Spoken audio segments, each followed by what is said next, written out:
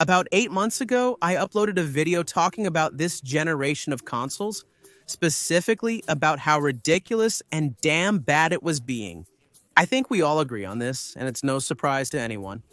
This generation is likely the worst ever, or at least among the worst, undoubtedly earning a spot on the podium. I'm referring to Sony and Microsoft, as Nintendo is in its own realm and PC is simply PC. In that video, I was mainly talking about how, with almost 4 years into this generation, absolutely nothing noteworthy has happened. And today, as we approach the 5th year of these consoles' lifespan, I think the exclusive titles, both from Sony and Microsoft, that are really worth it.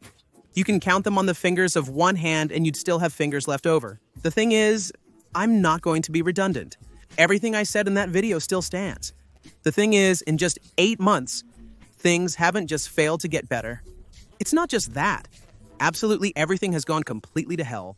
Since the generation of the Xbox 360 and PlayStation 3, there were strong suspicions that video game consoles, as we know them, would gradually lose their identity over time, to the point where they would hardly be distinguishable from a PC. The mass adoption and mainstream popularity of what is now known as PC gaming also contributed a lot to this. In 2013, Microsoft made a statement of intent with that infamous Xbox One presentation, trying to sell us the console as more of a PC that can do many tasks rather than just a console. Starting now with what I call the murder of identity, or the murder of the soul.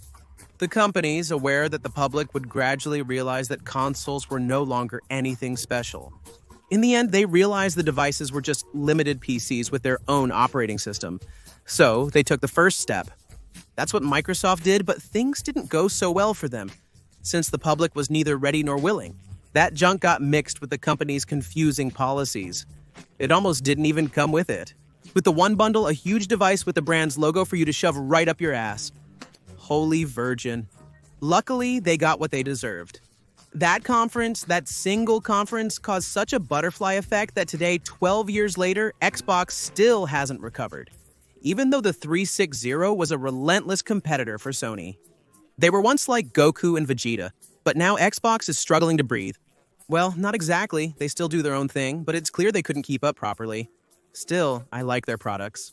The thing is, just like we've all been predicting for over a decade, has it happened? Xbox and PlayStation are becoming more and more like special PCs and less like consoles. For instance, Sony exclusives eventually releasing on Steam.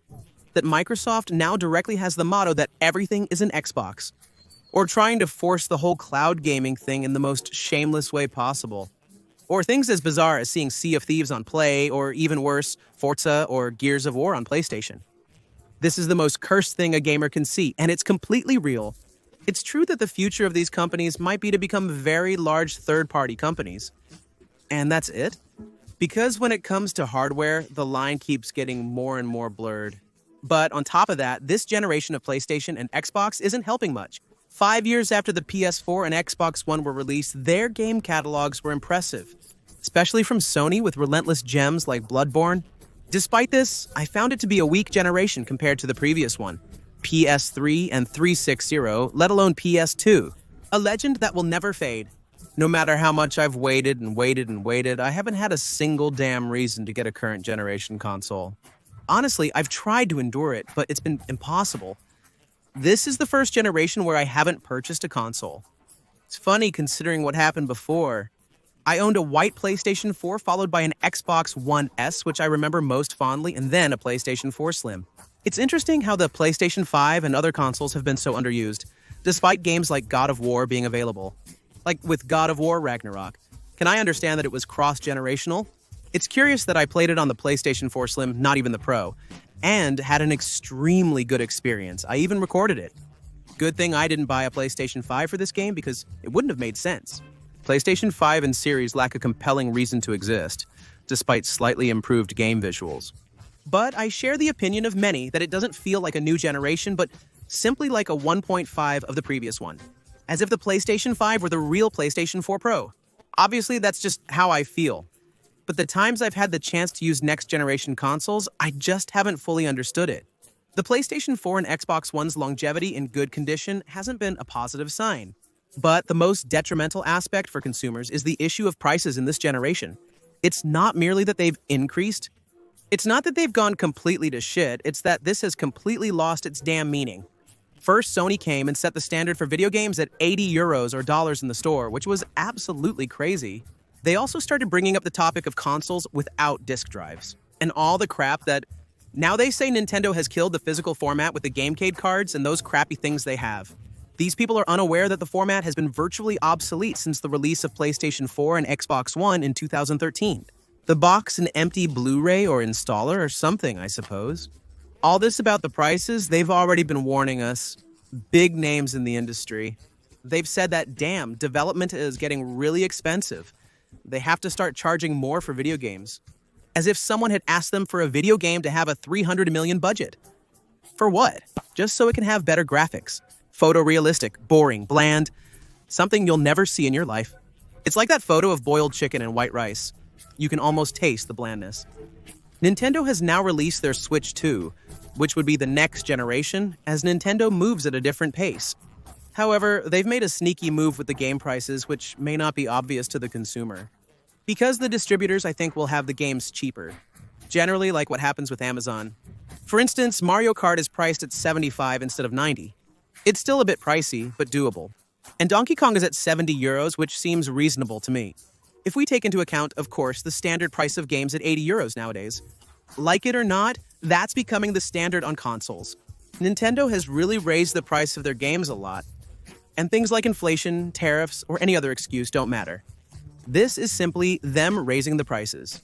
All of them in unison, like they're dating. Because, surprise, no company is your friend. If they can charge you more, they will. They don't give a damn about you, you're just a walking wallet to them, and that's what matters. It's nice when they pamper you for a sale, but once they have you, it's not so fun anymore. That's what's happened now with Xbox, so let's talk about it. Let me give you some context. This crappy generation has the dubious honor of being the first generation in which hardware prices, meaning consoles, have increased. And I've been finding out, what if it's not just a rumor?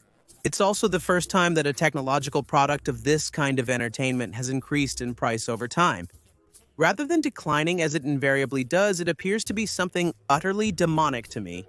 I'll give you an example, the PlayStation 5 Digital, which, not satisfied with just one price increase, actually had two.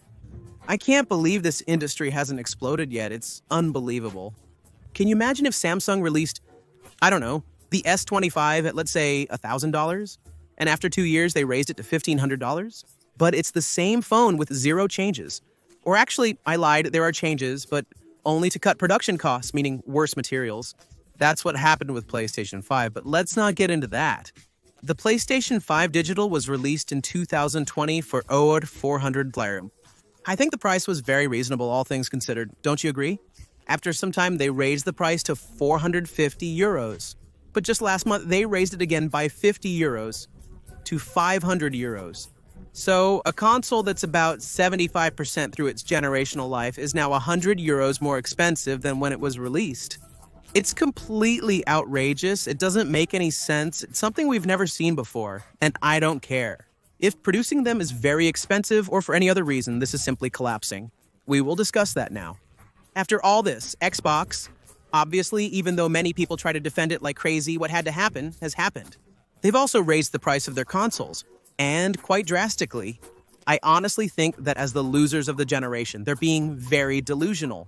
Xbox has sold like crap with this price update. Let's see who's brave enough to buy it. I, of course, won't. Having witnessed the madness of this generation in terms of consoles and games, it seems to be the worst so far. Do you agree? My marathon, which is Conquered 2. If Conquered was so good, why isn't there a Conquered 2? It's not from Bungie. Are they going to do Conquered 2, right? I said it looks terrible. It might not fail as badly as Conquered, but it still looks really bad. Let's discuss practices and prices, which impact us significantly and whether they could lead to an industry crisis. Look, the short answer is, I don't know. Actually, nobody can know for sure.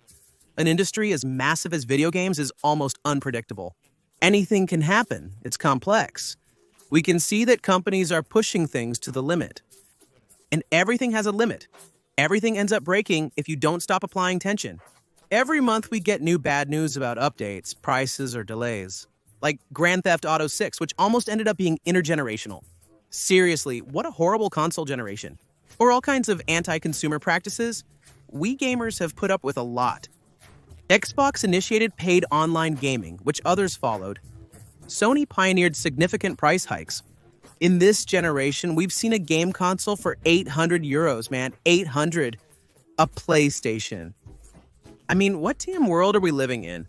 And on top of that, it's a damn scam of a console that barely improves the experience over the base PlayStation 5 at all. It's completely crazy. I've always been very anti-alarmist for as long as I can remember. Has there been talk about a major crisis in the video game industry, like the one that happened in the past? But no matter how many bad things happen, it never comes.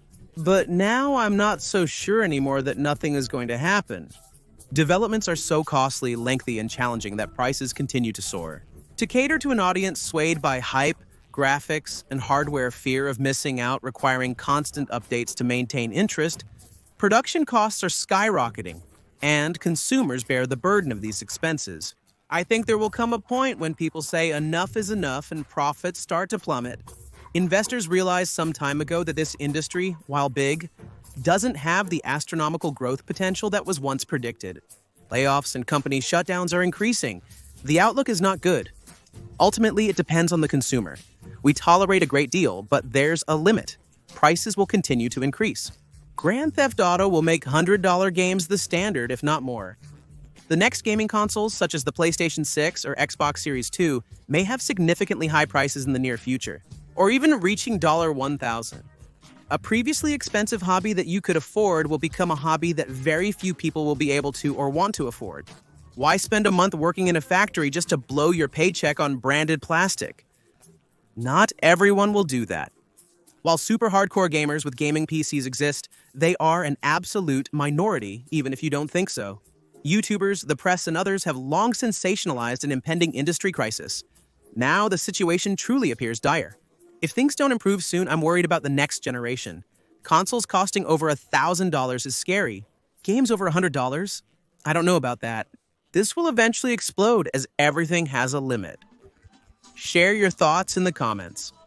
It's preferable to making another generic YouTube video about the industry's flaws.